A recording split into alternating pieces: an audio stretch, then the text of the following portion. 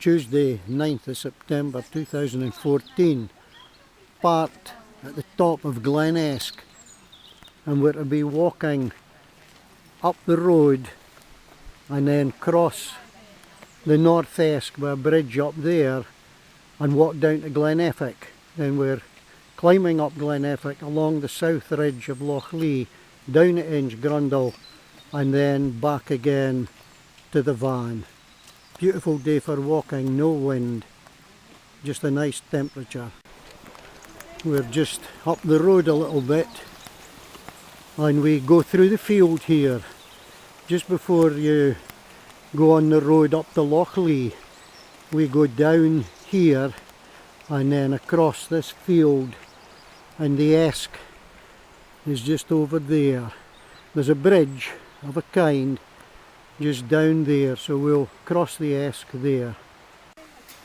This is the bridge across the North Esk. Still in quite good condition, so we have to go across here now. We normally go across one at a time. It's a bit rickety, and then we've about well over a mile and a half down to Glen Effock before we start climbing.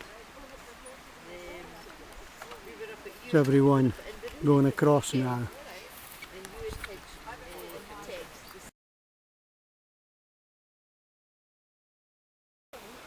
Once you're across the bridge, there's no real path, and it's quite mucky. All you have to do is follow the river a bit, and then we're heading over to these trees over there. Glen Effock is over in that area, and there's a farm, so we just wind our way down towards these trees. That's the water treatment plant up at Glen Effock. We've just come along a new road that they're making, going right to Loch Lee. The workmen are there at the moment, they're making the road, but we go up by the farm. There we are there. We go up by the farm here and get to the bottom of the climb that goes right up onto that ridge there. So we're nearly there now, and we'll have a... This is where we turn off here, about a mile and a half, mile and 3/4 from the bus. And then we come up here to the farm, and there's a steep climb onto the ridge, but we'll just stop there for a break. We've come right through the farm. We've just now stopped at the bottom of the climb to have a break. That's looking right down Glen Esk. And we now take this path here, and just see the path there that goes up onto the ridge.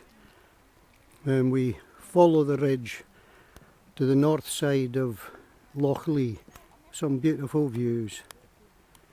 Weather conditions are perfect for walking. This is us on the steep climb up now to the ridge.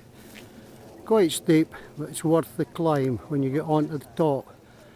Turned a little bit warm and close, but no wind. Lovely for walking. We'll just wait to keep you company, John. That's a view looking backwards. You can see the Rowan just ahead of us, and looking down Glen Esk.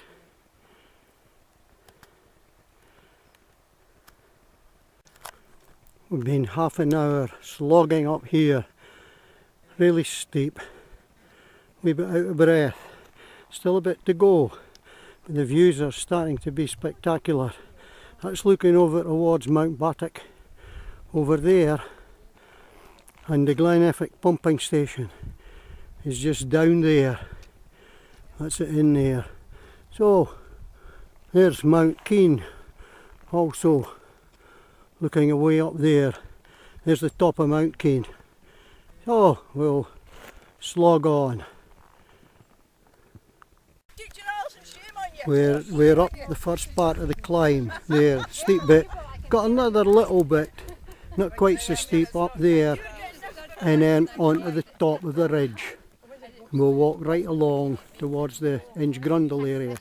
And over here in the distance we see Loch Nagar. There's Loch Nagar and Cucker and Beg, the peak is quite pronounced.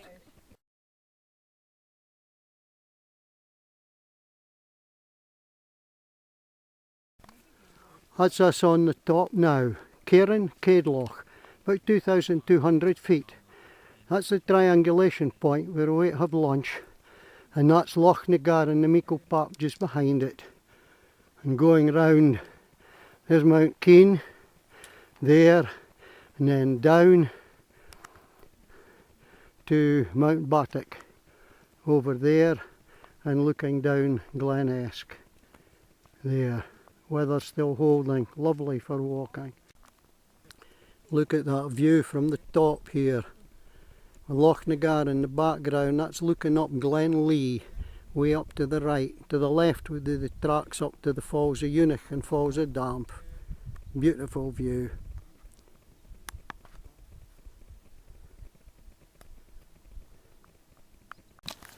We've just left the triangulation point at lunch and we're walking along the top of the ridge to Burnt Hill. That's Burnt Hill up there.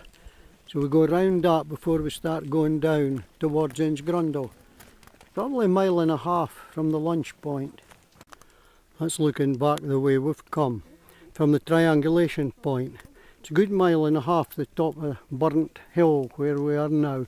We've got over half a mile to the turn off at Inchgrundle. Quite hard going. That's it now, the path had just turned right, swung right to go down to Inchgrundle, and there's Loch Lee just beneath us. Loch Lee there and Mount Battock in the distance there on the right. Some beautiful views on this walk.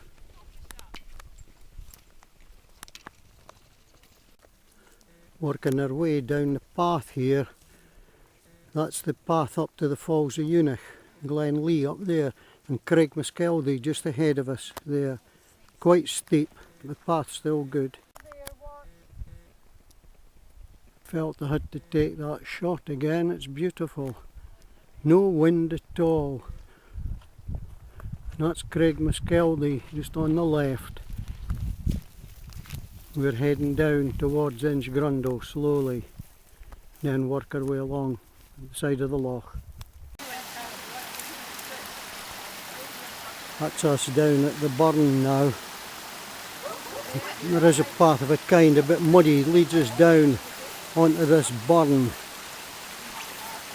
And then we start going down. We start going right down to the farm. Still working our way down here.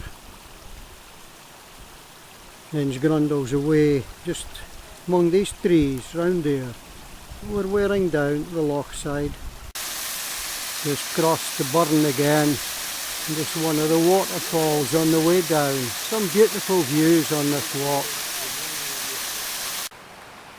So it's approaching Loch Lee now. Loch Lee in the background. So not far to go. That's it, us at Inchgrundle now. A bit run down actually, the farm. Don't think it's used at all. So we go up this path here onto the main path along the side of Loch Lee. We're on the main path along Loch Lee now.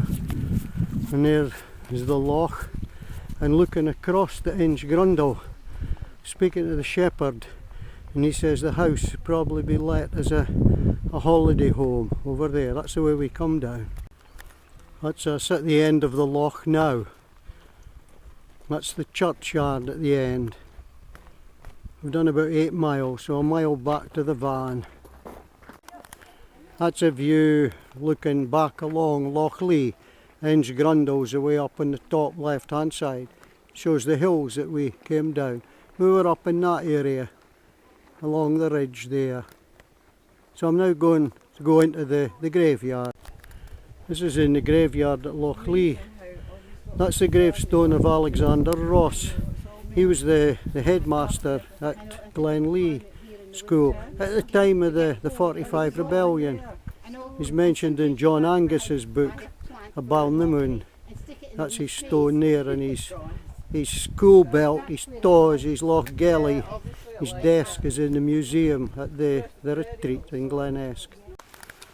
That's Invermark Castle on the track between the loch and the car park. Invermark Castle.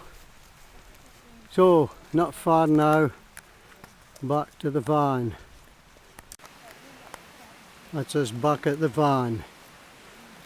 Just over 9 miles, slightly over 9 miles, taking us 5.5 hours. So we'll get changed and on our way. An excellent walk, excellent walking conditions, no wind at all.